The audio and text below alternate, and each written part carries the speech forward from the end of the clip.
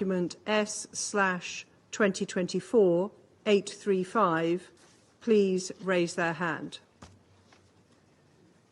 Those against?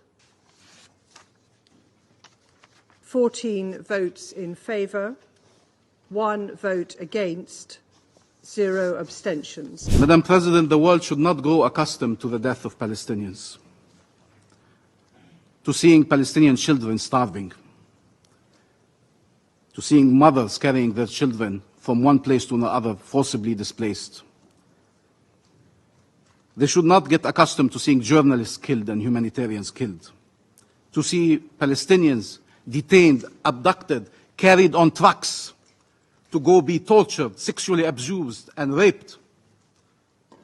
The fact we are Palestinians does not make that less shocking or less outrageous.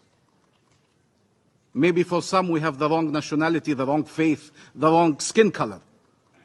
But we are humans, and we should be treated as such.